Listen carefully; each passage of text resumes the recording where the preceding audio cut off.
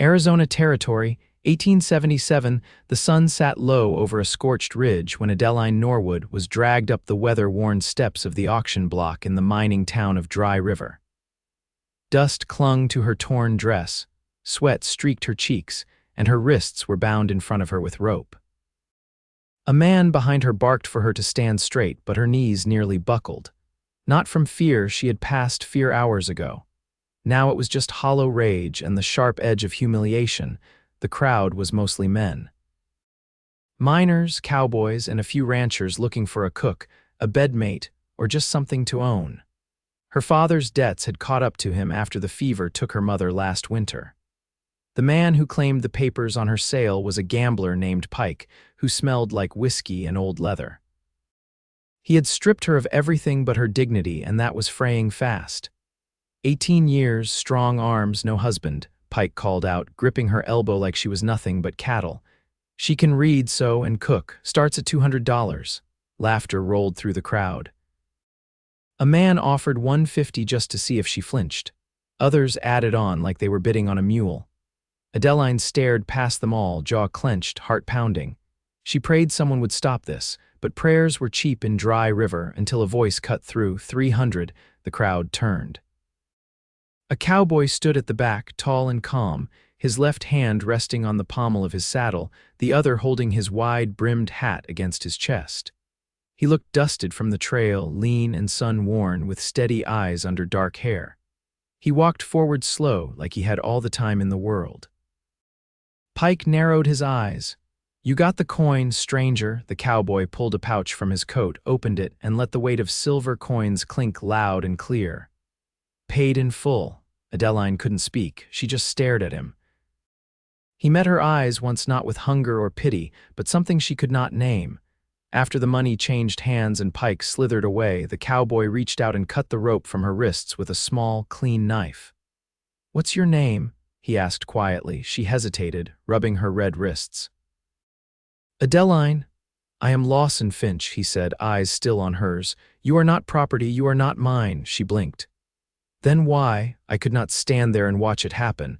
That is the only reason I need." Her throat tightened. He did not touch her, not even a hand on her arm. Just stood there like a man who meant what he said. "Where do you want to go?" he asked after a moment. "You can go anywhere. I will see you safe." "I do not have anywhere," she said, voice barely above a whisper. Lawson's jaw set. He looked down the road, then back to her. "Then ride with me." "Until you find your place, or make one." She nodded once. It was all she could do. They rode out of Dry River that evening, Lawson on a chestnut gelding named Flint, Adeline riding side saddle on a calm gray mare he called Dove. He gave her water, a blanket, and silence the kind that did not press her for answers. The desert cooled around them, and stars broke over the dark sky. 2 days passed. They camped near a spring, then near a ridge where cacti bloomed in the night. He made her coffee over the fire, handed her jerky, never stared too long. She started to talk little things, like how her mother used to sing while sewing, or how the fever had taken her brother first, then her mother, then her father's mind. She expected him to say something heavy in return. He only nodded, tossed another log on the fire, and said, "That is a lot to carry. You do not have to carry it alone." On the 4th day, they came upon an abandoned homestead near a creek. The fence was broken, but the land was good.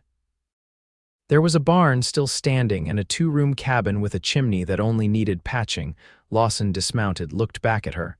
"You could start over here if you wanted." Adeline took it in. The wind moved through the grass. A hawk circled above. For the first time in months, she felt her lungs fill without pain. She looked at him. "You would stay," he nodded, "if you ask me to. You would work this land with me, as a partner." He stepped closer, slow. "That is all I ever wanted to be." She swallowed hard. "Not my owner." His voice was low. "Never." She reached out then, fingers brushing his. He did not flinch. He only turned his hand and held hers, warm and steady. "I want you to stay," she said, voice shaking. "Then I will," he replied. That night, they cleared the hearth together and swept out the dust. Lawson repaired the door with boards from the barn. Adeline found a cracked porcelain dish under the floorboards and washed it clean. It was not much, but it was theirs. She lay awake that night on a cot he had rolled out for her, listening to the wind outside and the steady breath of the man who had rescued her not with gunfire or fury, but with respect. She felt something bloom in her chest, not just safety, but something deeper. Hope. Lawson sat outside on the porch, hat tipped back, watching the stars. She stepped out quietly, blanket wrapped around her shoulders. "Could not sleep?" he asked. She shook her head. "It feels strange to be free." He looked at her, really looked. "You are more than free, Adeline, you are strong. You are whole." She stepped closer, drawn to the warmth of him, the way he saw her. "I do not know what to do with that," she whispered. He reached up, touched her cheek gently. "Then let us figure it out together." And for the first time in a long, long time, she believed that maybe she could. The first morning light filtered through the narrow window panes, casting long bars across the plank floor. Adeline woke slowly, the scent of mesquite smoke lingering on her skin. She sat up and wrapped her shawl around her shoulders, listening to the creak of boots on the porch. Lawson was already out there, oiling the hinges on the barn doors with a quiet focus. He worked with a kind of patience that was neither hurried nor idle.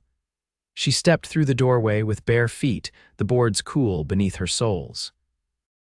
"You always rise this early?" she asked, voice still rough with sleep. He glanced over his shoulder. "Keeps the day from running ahead of me." She leaned against the post, watching him test the door's swing. "You ever work a place like this before?" "Not exactly. I helped build a line shack near Willow Creek once. Stayed through winter." He paused, wiping his hands on a rag. "Wasn't mine, though. That makes it different." Adeline stepped down into the yard, the hem of her dress brushing the grass. "I never tended land before. Closest I came was helping Ma in her onion beds behind the house." "You remember how?" She nodded slowly. "Enough to know you spread ash over the soil before planting beans, and that you pull weeds before they seed." He offered her a small nod, not praise, just acknowledgement. "Then we start with beans and a hoe." They worked side by side through the morning, clearing the back plot where the ground turned soft near the creek bend. She set her jaw and matched his pace, sweat gathering at her temples, palms blistering under the wooden handle. He stopped once to show her how to check the soil's texture, pressing it between his fingers until it crumbled just right. By midday, their shadows had shortened, and the sun beat down hard. Lawson handed her a tin cup of water, and they sat beneath the cottonwood near the fence line. "You got folk?" he asked, not pressing. Adeline drank slow, then lowered the cup. "No one left. My uncle moved east years ago. I wouldn't know where to write, even if I wanted to." He didn't ask more. Instead, he drew a shape in the dirt with a stick, idly tracing a square. "You want chickens?" She blinked. "What?" "For eggs, and for company. They keep quiet folk like us honest." She laughed under her breath. "I wouldn't mind hearing something that doesn't want to take from me." Lawson looked up at her, sun glinting in his eyes. "Then we'll find some. There's a trader who runs stock down from Florence every second Sunday. Might spare a few hens." She leaned back against the tree trunk, brushing dust from her skirt. "You always do that?" "What's that?" "Act like things are just possible. Like you've already decided they'll work." He was quiet a moment.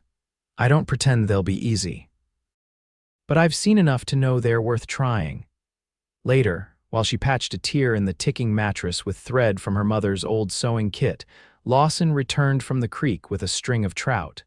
He said nothing about the mud on his boots or the thorns in his sleeves. Just cleaned the fish with care and laid them near the fire pit. That evening, after the meal, they sat on the porch again. The sky turned copper, then violet. "You ever think about leaving Arizona?" she asked, her needle pausing mid-stitch. Lawson stretched his legs.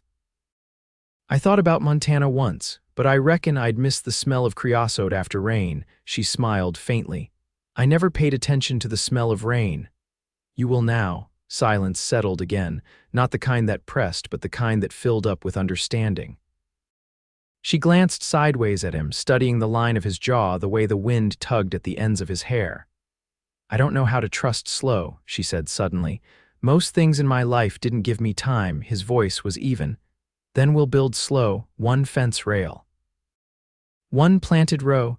She nodded, though her hands trembled. Night deepened, the stars wheeling overhead. Inside, the lamp flickered low. She rose first, I'll boil water in the morning. You can show me how to sharpen that hoe." "I will," he said. "Sleep well." She paused at the door.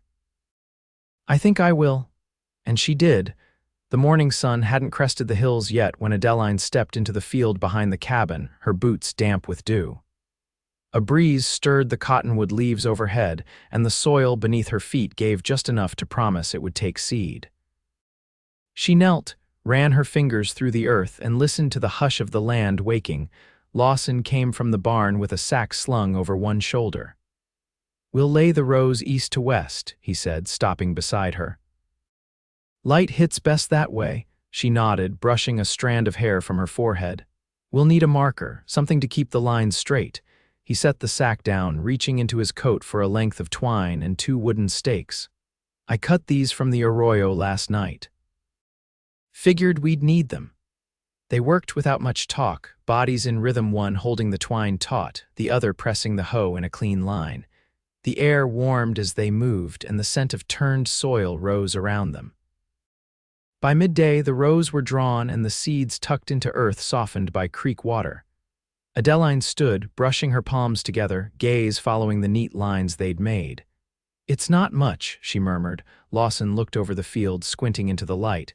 "It's a start." "Crops don't need grand to take root, just care."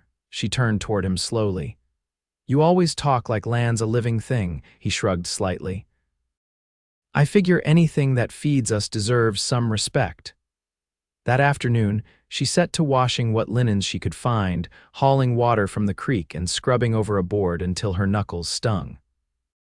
As she wrung out the last cloth, she heard hoofbeats and turned to see Lawson returning from the north trail. A burlap sack hung from his saddle, and he dismounted with a quiet grunt. "Found the trader," he said, untying the sack. He was heading to Bisbee. "Managed to barter for 2 pullets and a cockerel." She approached slowly, peering inside. The hens were thin but alert, feathers clean. "What did you trade?" "An old stirrup and a tin of dried tobacco," he answered. "Figured I could do without both." She reached in, gently touching one of the birds. "They'll need a coop." "I'll build one near the shed." "Got some slats in the loft." As the sun tilted westward, she boiled beans over the fire pit while Lawson worked with a handsaw, the steady rasp of it carrying across the yard. She watched him through the flicker of heat and smoke, his shoulders moving in time with the saw strokes, not rushed, not idle. When the sky turned amber, he joined her by the fire, brushing sawdust from his sleeves. She handed him a tin plate without a word. They ate in silence, the day's work sitting between them like a shared language. Afterward, as dusk settled, he reached into his coat and pulled out a folded scrap of paper. "Found this at the trader's stand. Thought you might want it." She took it cautiously and unfolded the page. A faded almanac chart, hand-marked with planting dates and moon phases. Her chest tightened, her voice was low. "My mother kept one of these." "I figured it might help," he said. Adeline looked up at him, something careful in her eyes. "You don't ask much about who I was before." "I only care who you want to be now." She held his gaze for a long moment. "I want to be someone who builds, who stays." His expression didn't shift, but something in it deepened. "Then you already are." She stepped closer, breath catching with the weight of everything unspoken. "I don't know how to name this," she said softly, "but I feel it." "You don't have to name it," he said. "Just let it grow." Her hand found his then, fingers threading with his calloused ones. He didn't move, didn't speak, just held on. And for the first time, she leaned into him not out of need, but choice. Later, as the stars wheeled overhead and the last of the fire turned to embers, they walked back to the cabin side by side. He opened the door for her, his hand brushing her back gently as she stepped through. She paused in the doorway, eyes on his. "You'll sleep inside tonight," he nodded once. "If that's what you want." "It is."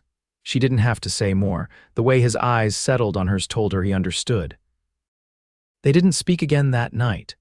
But when the wind rose, it carried only quiet things, warmth, belonging, the beginning of something lasting.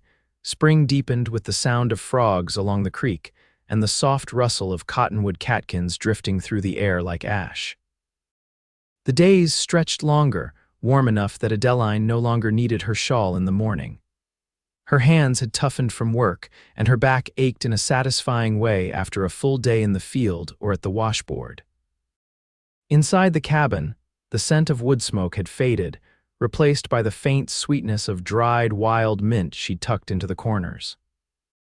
She stood behind the cabin now, sleeves rolled, wrist deep in a bucket of lye-soaked water, scrubbing the soot-blackened stovepipe she and Lawson had taken down that morning. "You ever think about putting in a root cellar?" he asked, kneeling nearby to scrape rust from the iron stovetop. "Only started thinking about the next hour," she answered, wringing out her cloth. "But I suppose we'll need one if we plan to keep anything through heat." He nodded, brushing flakes of rust from his palm. "There's a slope behind the barn, shaded most of the day. Soil's heavy good for holding cold." She studied the angle of the hill through the trees. "We'd have to shore it with stone. I know where to find it. There's a wash 2 ridges east, flat pieces, the kind that won't shift." She bent back to her scrubbing but paused. "How'd you learn all this?" Lawson sat back on his heels, brushing dirt from his knee. "Worked with a man named Reuel in the Pecos country. He was more mule than human, but he knew how to build something that lasted. He said you never cut corners on things meant to hold weight, not buildings." "Not people?" Adeline let the words sit between them, the water cooling around her hands. That evening, they walked the fence line with a spool of wire and a sack of staples, checking for gaps where coyotes might slip through. The sun angled low, casting long shadows across the newly turned garden rows. She stopped near the north post, laying a hand on the top rail. "I keep thinking about the mule," she said. "The one Pike used to tie me to back in Dry River." She had a scar along her flank, ran from shoulder to haunch. Lawson stopped beside her, waiting. "I don't know why I remember that," she said, "but it's stuck, like part of me's still tied there." "You aren't," he said. She looked up. "You sound sure." "I saw you swing that axe yesterday," he said. "You've walked farther from that place than most folks ever do." She bit her lip. "I still wake up bracing for something that doesn't come, so do I." She turned toward him fully. "Why?" He hesitated, then rested his hands on the rail. "I carried dispatches during the war, mostly rode alone, sometimes days between posts. One morning I came across a wagon burnt to the frame, family inside, too late to help." Adeline didn't speak. The air between them felt still and taut. "I buried them," he said. "Then rode on like nothing changed, but it did. I stopped feeling like I belonged anywhere."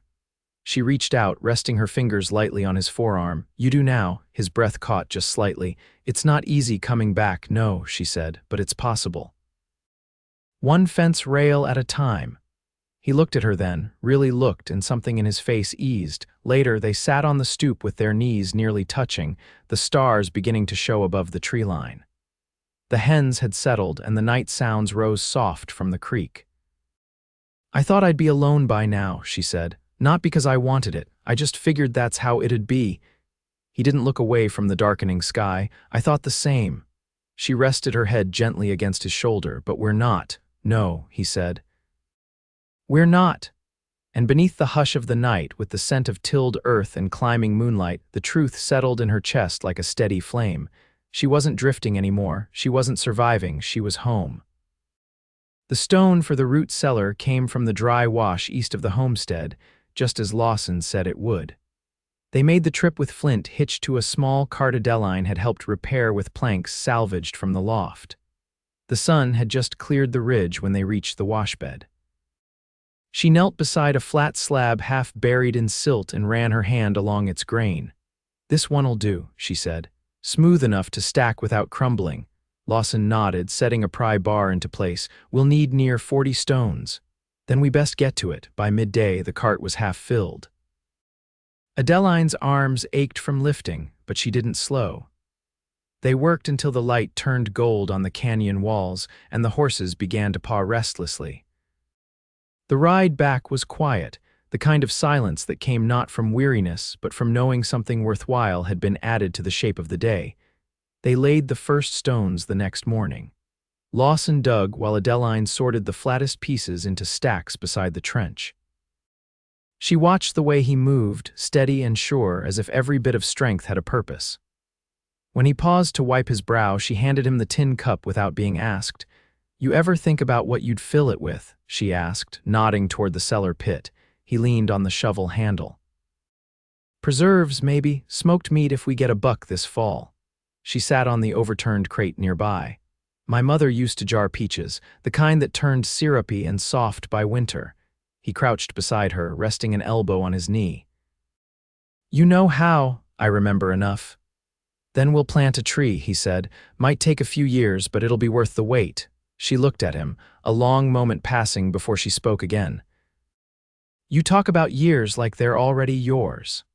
I talk about them like I want them to be. The breeze rose across the field, lifting curls of dust and carrying with it the scent of something blooming near the creek. She didn't answer, but her fingers brushed lightly along the edge of his sleeve before she rose to fetch more stone. That evening, Adeline took a paring knife and carved a notch into the cabin's doorframe. One clean stroke, angled inward. What's that for? Lawson asked, leaning against the post. Each day we build something, I mark it. He studied the small cut. You plan to fill the whole frame, if we're lucky.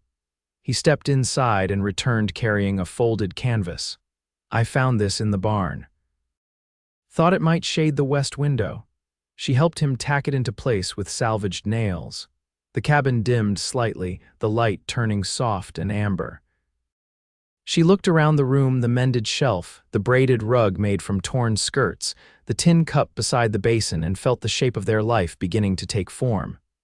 You ever think about marrying? She asked, not looking at him. I have, she turned. And now, I think about it daily, her hands stilled. With me, he moved closer, slow as always, never pushing. Only with you, I don't want to be owned, he shook his head. That's not what I'm offering. I won't wear white. I won't kneel in a church. I wouldn't ask either. She stepped toward him, her voice quiet. Then what would you ask? He reached for her hand, his thumb brushing the inside of her wrist. Only that you stay. That we keep building this life together. She looked down at their joined hands, then up at him. I want that. I want you. Later that week, they rode to the preacher's house in the next valley, a modest man with a soft-spoken wife who offered tea steeped with sage.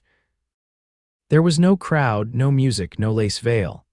Just a cotton dress, a clean shirt, and vows spoken with plain words and quiet conviction under the cottonwood outside his home. They returned by dusk, the sky streaked with rose-colored light. The hens clucked softly in the coop and smoke rose from the chimney. Inside, the cabin felt different, not fuller, not changed, just settled like it had been waiting for this to happen. That night, Adeline lay beside Lawson with her head tucked against his shoulder, her hand resting against his chest where his heartbeat moved slow and steady under her palm. I never thought I'd find peace, she whispered. He turned slightly, pressing a kiss to her temple. You didn't find it. You made it. They slept with the windows open, stars wheeling above, and the scent of cut hay drifting in from the barn. Years passed in quiet rhythm. The peach tree they planted grew tall near the fence line, the root cellar filled with jars sealed in wax and cloth. Flint grew gray around the muzzle, and the hens gave less, but still enough. One spring, a boy was born, a quiet child with Lawson's steady eyes and Adeline's stubborn mouth. He grew up listening to the sound of crickets and the low hum of his father's voice reading aloud from old books in the evening. By then, the cabin had another room and a porch swing Lawson built from mesquite. The door frame bore dozens of notches, each one marking a day they built something: stone, crop, memory. Adeline sometimes stood in the doorway watching the fields turn gold with wheat, her hand resting on the frame beside those marks. She never counted them. She didn't need to. Everything she'd once been stripped of dignity, safety, choice had been returned to her, not as charity, but as the foundation of a life she shaped with her own hands. And every night, Lawson came to her with quiet steps, his presence as familiar as the land beneath their feet. He didn't have to say he loved her. She saw it in the way he fed the fire with dry twigs before she rose, in the way he remembered to mend the fence before it sagged, in the way he carried their child when sleep took him too early. They had built a life from the dust and silence and the steady work of two people who chose again and again to stay, and they were happy. Truly, peacefully happy together always.